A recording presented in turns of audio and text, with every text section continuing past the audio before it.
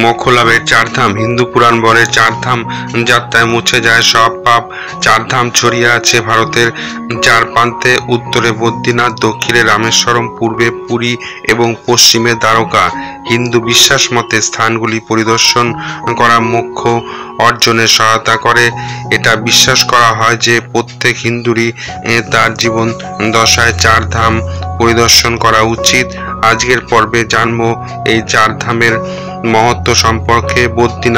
বদ্রীনাথ হলো ভারতের উত্তরাখণ্ড রাজ্যের চামেলি জেলার শহর ও নগর পঞ্চায়েতের স্থানটি ভারতের চারধাম তীর্থস্থানের চারটি স্থানের মধ্যে একটি তম বিখ্যাত তীর্থস্থান হলো বদ্রীনাথ মন্দির। হিমালয় গাড়োয়াল অঞ্চলে অবস্থিত এই মন্দির বিষ্ণুর উদ্দেশ্যে নিবেদিত। মন্দিরের কথা বহু প্রাচীন শাস্ত্রে ও পুরাণে উল্লেখ রয়েছে। এই মন্দিরের সঙ্গে জড়িয়ে আছে নানা গল্প, ধর্মীয় বিবরণ। ভাগবত পুরাণে, স্কন্দ পুরাণ এবং মহাভারতে উল্লেখ রয়েছে বদ্রীনাথ মন্দিরের। পদ্ম পুরাণেও বদ্রীনাথের আশেপাশের অঞ্চল পবিত্র ক্ষেত্র বলে উল্লেখ করা আছে। এই অঞ্চলে প্রচুর বদ্রী গাছের জঙ্গল ছিল। পুরাণে বর্ণিত আছে যে এখানে একটি বদ্রী গাছের নিচে বসে ধ্যান করেন স্বয়ং শ্রী বিষ্ণু। সেই কারণে এই অঞ্চলের নাম বদ্রীনাথ।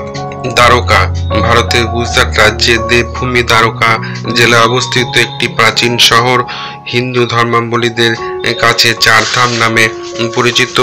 এই চার ধামের প্রধান তীর্থস্থানের একটি হলো দ্বারকা। আবার সপ্তপুরী নামে পরিচিত ভারতের সাতটি প্রাচীনতম শহরের অন্যতম হলো দ্বারকা।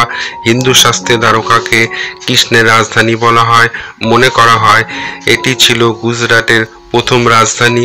কৃষ্ণের অপর নাম দ্বারকাধীশ বা দ্বারকেশ্বর।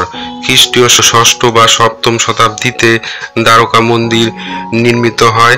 এটি ঐতিহাসিক দ্বারকা রাজ্যের সাথে চিহ্নিত।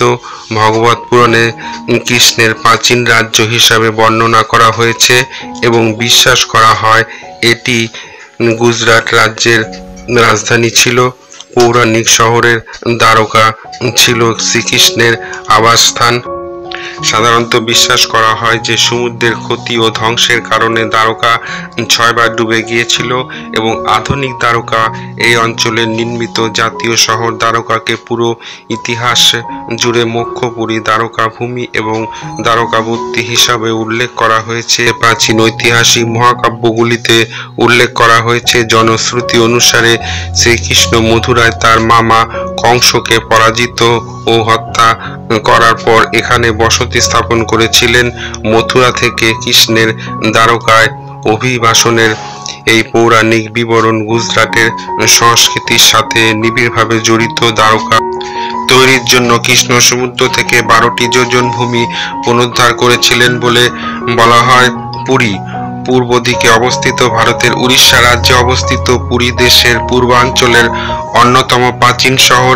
এটি বঙ্গোপসাগরের উপকূলে অবস্থিত। প্রধান দেবতা হলেন শ্রীকৃষ্ণ। ভগবান জগন্নাথ হিসাবে উদযাপিত হয়।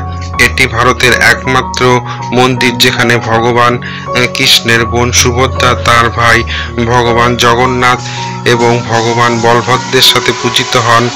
পুরীর জগন্নাথ মন্দিরে রয়েছে অনেক অজানা রহস্য। চার ধামের অন্যতম রামেশ্বরম ধাম দক্ষিণ ভারতের তামিলনাড়ু রামনাথপুরম জেলায় অবস্থিত। রামেশ্বরম একমাত্র তীর্থক্ষেত্র যেটা কিনা দ্বাদশ জ্যোতির্লিঙ্গ ও চার ধাম। রামেশ্বরম নামটি এসেছে রামের ঈশ্বর কথাটি থেকে। চেন্নাই থেকে 425 কিলোমিটার দক্ষিণ পূর্ব একটি শঙ্খ আকৃতির দ্বীপ রামেশ্বরম, যার চারদিকে ভারত মহাসাগর আর বঙ্গোপসাগর।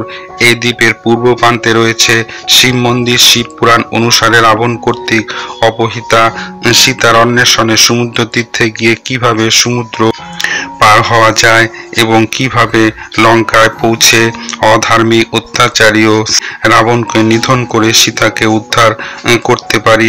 রামচন্দ্রের এই রূপ পূজা প্রার্থনায় প্রসন্ন হয়ে শিব সেখানে আবির্ভূত হয়ে লিঙ্গরূপে সেখানে অধিষ্ঠিত হলেন। রামেশ্বর নামে পৃথিবী খ্যাত হলেন। ব্রাহ্মণ সন্তান রাবণকে বজ্রজনিত পাপের হাত থেকে নিস্তার পাওয়ার জন্য শ্রীরামচন্দ্রকে ঋষি অগস্ত্য বিধান দেন, সর্বপাপ হর, সকল মঙ্গল বিধায়ক মহাদেবের পূজা, এই পাপের হাত থেকে নিষ্কৃতি পাওয়া যাবে। সেই মতো শ্রীরামচন্দ্র মহাবীর হনুমানকে কৈলাস থেকে শিবলিঙ্গ নিয়ে আসতে অনুমোদন করলেন।